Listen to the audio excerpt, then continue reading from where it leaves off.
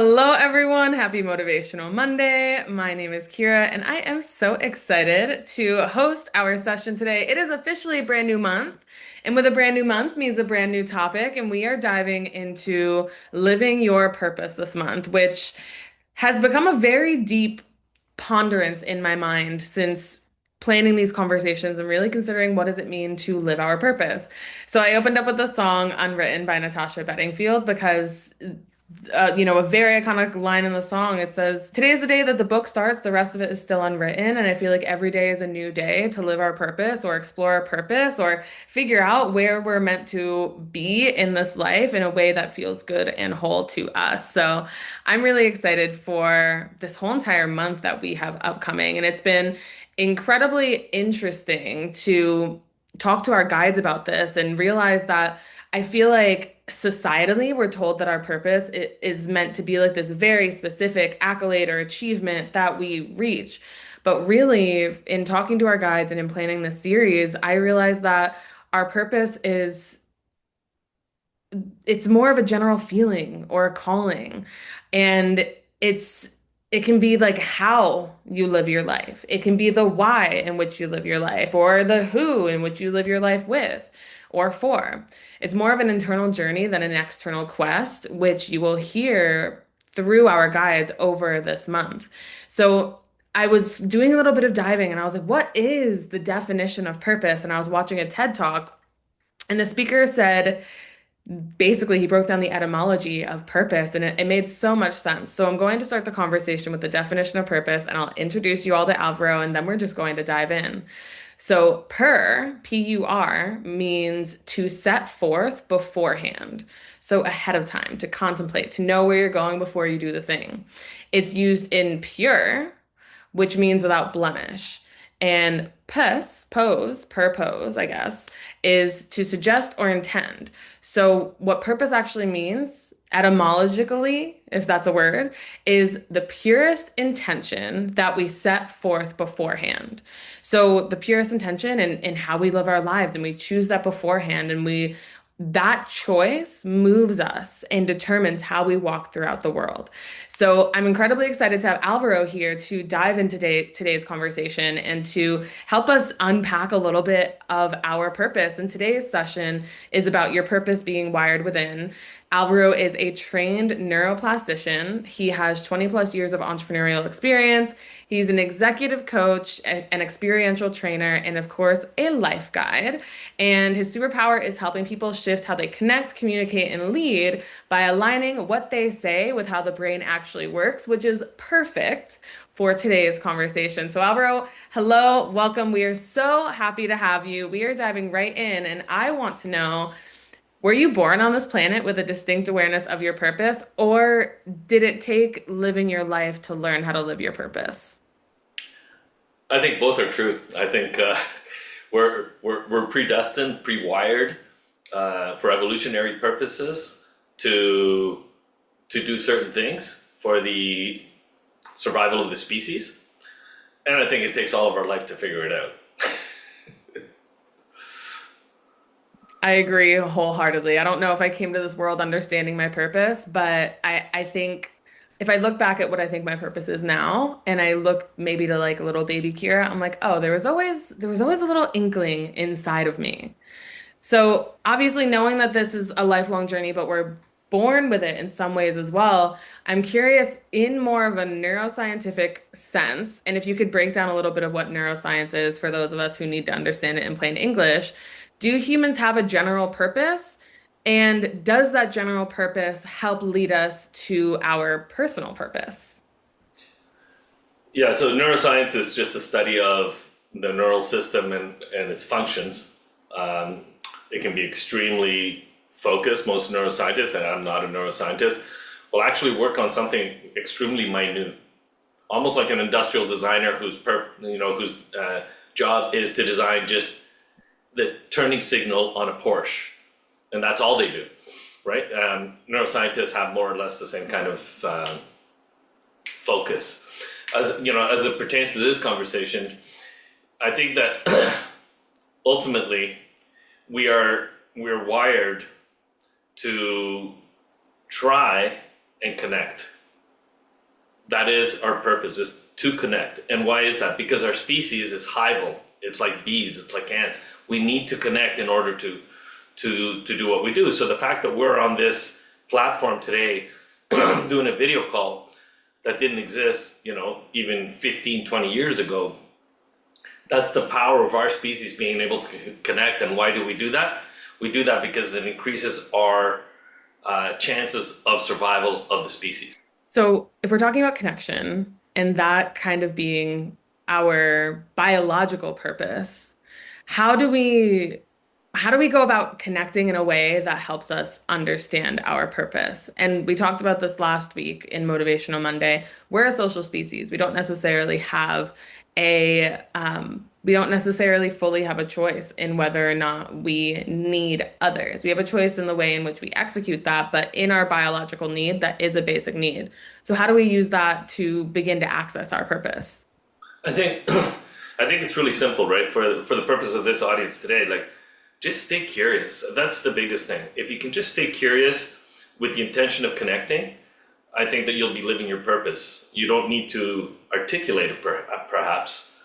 I think what happens is that we grow up and we're fairly plastic up until about the age of 25. That's the consensus in the industry, is that after 25, your plasticity diminishes significantly.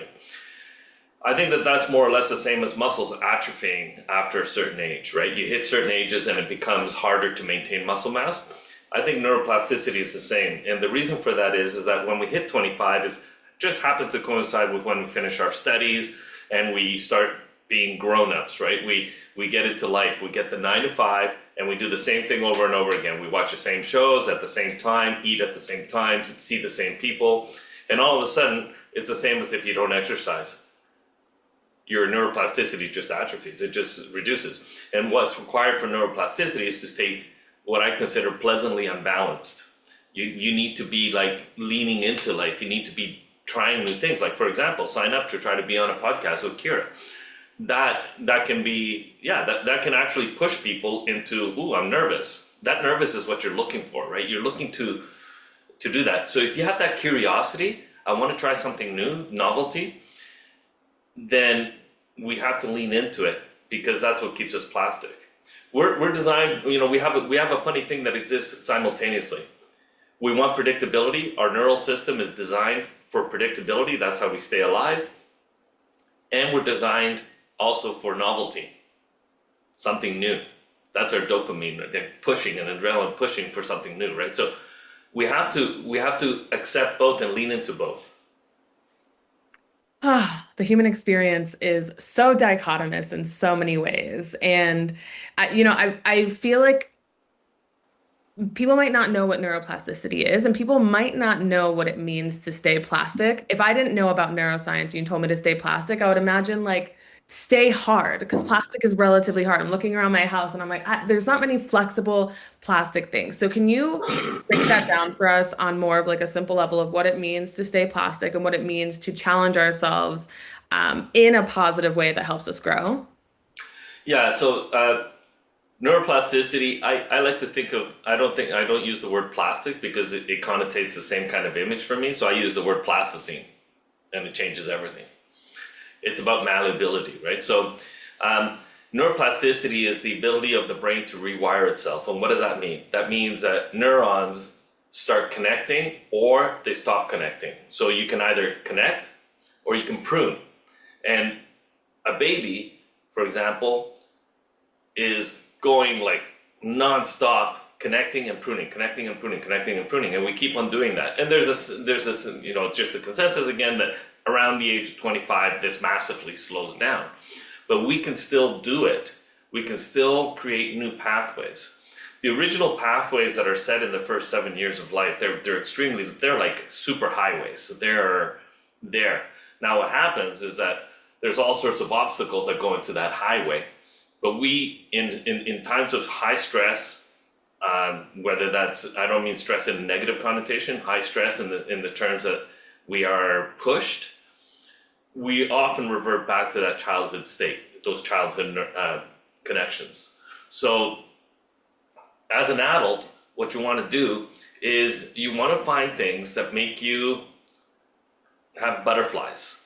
You don't want to be scared to the point where you're in a fight flight response, because then things close down and plasticity is not available to you. You want to do things that, this is, yeah, I've never done this before, kind of like thing, right? So, for example, as a coach, I may bring my guitar with me to a session, and the person doesn't play guitar, and I'll teach them, something really quickly, something simple. And they have to sit there and concentrate for 20 minutes. That gets them in a neuroplastic state, which actually afterwards we put the guitar away and we get into the session. It carries through into the session. They're in a plastic state. So we are able to do that. Now, that coupled with proper hydration and sleep is the essential components of rewiring or wiring. So, what I'm hearing you say is when we challenge ourselves in a way that isn't threatening our lives or doesn't give us the feeling necessarily of threatening our lives, because that triggers a different part of our brain. But if we're challenging ourselves in some sort of positive forward movement way, we are giving ourselves the opportunity to not only see new possibilities, but to actively act on them. And it allows our mind to be more open than it would have been without that level of challenge or push in our lives. Totally, totally. And how it relates to what we're talking about today and life's purpose is that the curiosity is, if you try different things, you will gravitate to certain things. So I don't think that it's healthy to put the cart ahead of the horse all the time. And if you're, 13 years old and you say my life purpose is to help people, climb Kilimanjaro, and you stay with that, maybe you'll miss out on a whole bunch of other things, or you'll push yourself in a direction that you haven't even found out if it's aligned really with who you are. And so in that curiosity, always come back to, how did this feel? What comes up for me in terms of, am I attracted to it? Is it something I want to do again? And the more we do that, the more we start kind of, by my age, you start honing in and really leaning into those things that really attract you. And I think one of the benefits of staying plastic and flexible and malleable is the fact that you realize that life is full of change and you're going to become a new person over and over and over. There were so many times in my 20s where I was like, this is what I'm doing for the rest of my life. And now I'm 30 and I'm like, oh, I really thought that this specific thing was the thing that I was doing. But what's been really interesting to look back and reflect on is and this is what I found in interviewing a lot of our guides, and probably what you'll hear as a common theme over this month, is I thought it was the action that I was taking that was my purpose, but it wasn't the action that I was taking. It was who I was becoming and how I was being refined in the effect that I have on the world, in the way that I express myself and show up. I can express myself as a happy, positive, radiant person. I know that my voice is my superpower. I know that I'm meant to be speaking and sharing with people in some way. That's kind of like the crux of what I've acknowledged of my purpose. And that can take on a million different iterations. It doesn't have to be exclusively through life guides. It doesn't have to be exclusively through social media. It can take on so many different forms. And that's where the malleability gets to be an incredible asset to you in finding your purpose, is you start to see that it's the way in which you walk throughout the world and not necessarily exactly what you're walking towards. So, with that being said, Alvaro, I'm curious, do you know what your purpose is? I, I, I have a pretty good idea. I want to comment on what you're talking about. In everything that you described there, you're describing how you connect both internally and with the world, right? And that's a connection component that I'm talking about. So my purpose, what I lean into is exactly that, is connection. Everything I do is around connecting, whether it's connecting with myself. So like I can sit at home here and play guitar, and it fulfills me just on my own, just playing guitar and singing. It just connects. It's a different connection than if I go to an open mic and I go with my guitar and I have an audience and I connect with the audience, right? when we get to the point of fear, what happens is we get up, I'll get up in front of the mic with my guitar and I'll sing, but I won't make eye contact with anybody, and I won't fully sing because I'm afraid to expose myself. And it's that exposure that allows for connectedness. The inspirational component, you're talking about neuroplasticity. The inspirational stories that blow our minds is when we hear that a 72-year-old person decided to go to university and get their PhD in something, or they became a marathon runner, or they all of a sudden started weightlifting at the age of 68 and became this huge world champion weightlifter. Sure, at 68 you get a lot less competition, and it's something totally new because you hear the story, right? So that's what it is to stay curious and to stay what we call plastic. So obviously, we heard in the beginning, you are an executive coach, you do experiential training, and you're a life guide with Life Guides. So you help a lot of people, which means that you're in connection with a lot of people, which hopefully is an iteration of your purpose. In your coaching and in your mentorship, how do you help others begin to explore their purpose or maybe uncover their purpose or live in it a little bit more aligned? If I had to speak on behalf of the people I work with, the clients I work with, I think what they would tell you is if the word help wouldn't be the top of the heap. I think what happens is there is a sense of being seen, being heard, being witnessed, and that's a huge part of coaching, is sitting quietly enough to do that. And there's a sense of bringing perspectives, which is the high-level nature, right? Oh, I didn't.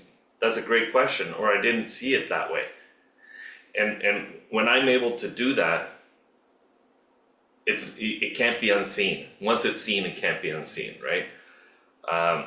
So you want to, in the work that I do, I think that people would define it as Alvaro has a way of connecting the dots and making the invisible visible.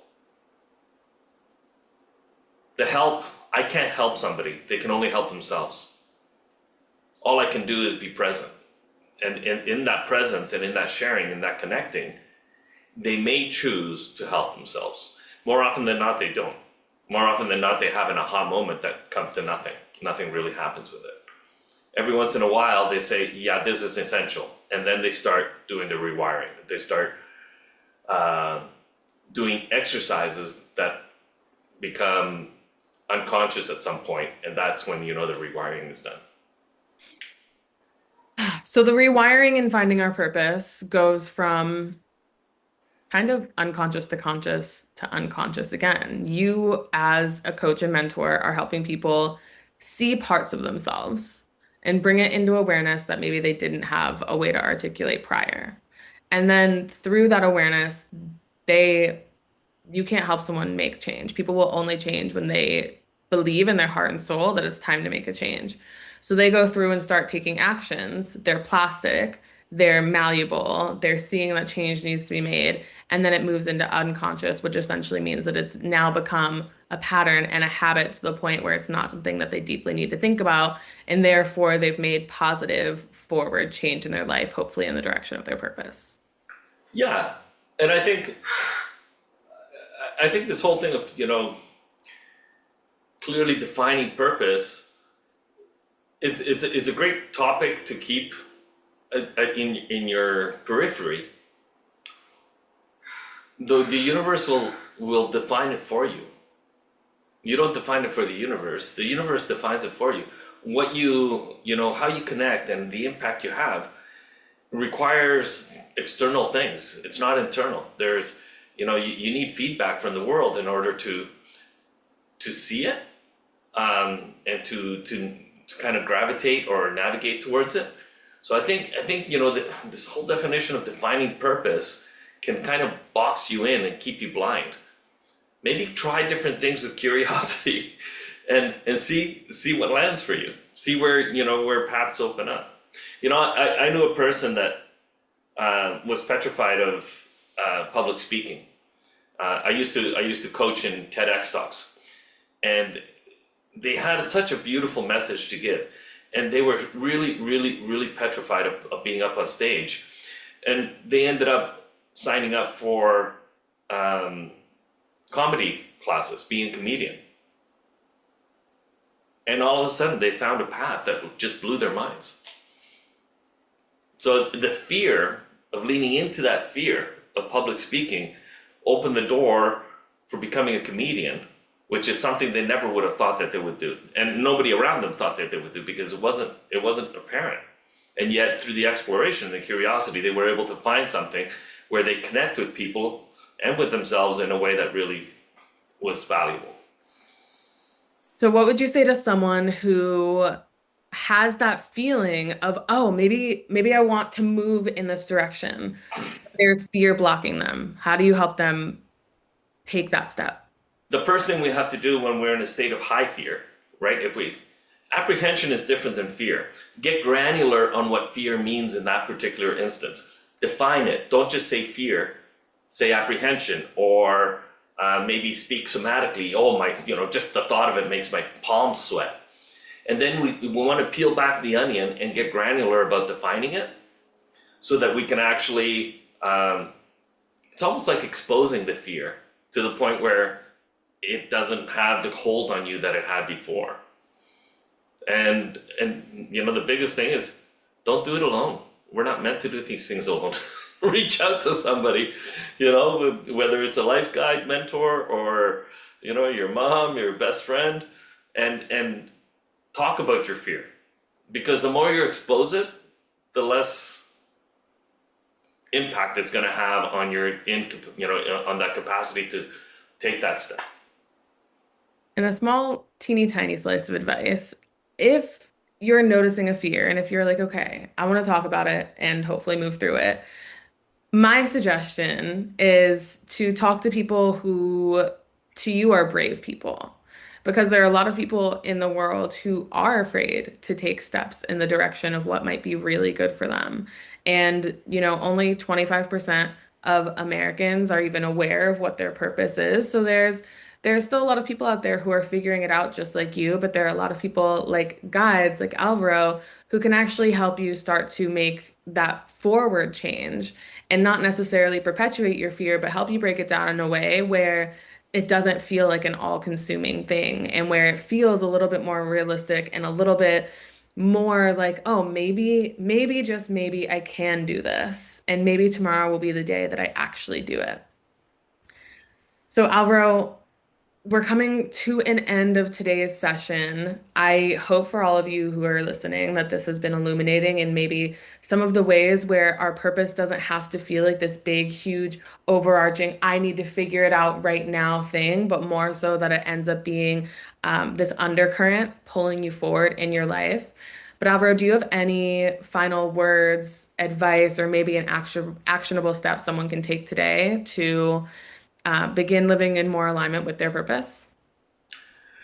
Yeah, I think that, what's come up for me through this conversation is there's a childlike state that we lose when we get older. And we get stuck. We start thinking, if I'm sad, I'll get depressed. Whereas a child doesn't even think about being sad. They're just sad. And they know that it shall pass. Things come and go. And the biggest thing I can suggest is connect with others, share, be curious, ask people, what do you think your purpose is? And just have the conversation and lean into it. Lean into it and do things for the sake of being pleasantly off balance so that you can get into that neuroplastic state and maintain it, especially if you're over 25, 30 years of age. To me, it sounds like living in your purpose is a journey of vulnerability and a journey of Totally. opening yourself up and hopefully opening your heart up as well. So if there's any place to start, maybe it is in the vulnerability of accepting that, wow, maybe there are things I've wanted to do that I haven't, or things I've wanted to say that I haven't, or connections I've wanted to build that I haven't, or maybe seeing all the places that you're already wonderfully vulnerable and using those as your strengths to continue to pull you forward. So, Alvaro, it has been so nice having you. For those of you who are here listening to this, you are partnered with some organization, whether you're going to school with them or working with them or are insured by them, where you have access to life guides. And there are a few ways that you have access to us. The first way is through these events where I get to bring amazing guides like Alvaro and uncover their magic in helping you explore the deeper layers of yourself. This month, we are doing all living your purpose.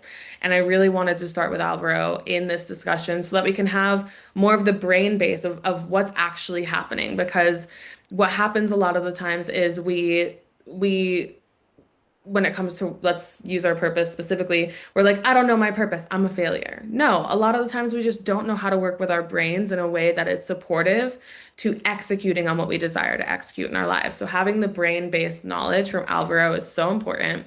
He is one of our guides here at Life Guides, and that's the other way that you can connect with Life Guides is you've got access to all of our guides. And we've got guides who can help you navigate like 400 plus areas of life, one of them being living your purpose, which is one of the top ways that people seek out our life guides. So I've dropped Alvaro's life guides profile in the chat for you. If you enjoyed this conversation and you're like, oh, I would love to learn more, I would love to dive deeper. Alvaro can help you begin navigating what it looks like to live your purpose and start to uncover maybe some of the ways that you can find more ease and more peace on the journey. We also have one other way, and you'll see on our App.Life Guides website, there's a button called the Learning Hub on the top. We've got access to resources, self-paced guidebooks, and toolkits for you to navigate your own journey and continue on. But that is us. That is Life Guides. Alvaro, before I close out today's session, do you have any final words? Just a lot of gratitude. I love these motivational Mondays. It always kind of sets a tone for, you know, for a short period of time and gives me a focus, and I appreciate that. Thank you, Kira. Yeah, thank you so much for being here. I hope that there were many epiphanies had by all of you. There certainly have been for me. I'm like, how do I stay plastic? What do I need to challenge myself in this week? So I invite you to see a small but positive moving way that you can challenge yourself this week and be a little bit more plastic, a little bit more malleable, and be open to new possibilities. We have a survey that pops up right as you close out of this. If you liked the session, if you have any feedback, if there are any questions or comments you'd like to leave for us, I read them every day after the session. And we will be back next Monday for another episode of Motivational Monday, all about letting go of who you think you should be and starting to access more of yourself as you navigate living your purpose. Thank you all so much for having us. Happy Motivational Monday. We hope that the rest of your week stays on a high, happy, positive note, and we will see you next Monday. Bye, everyone.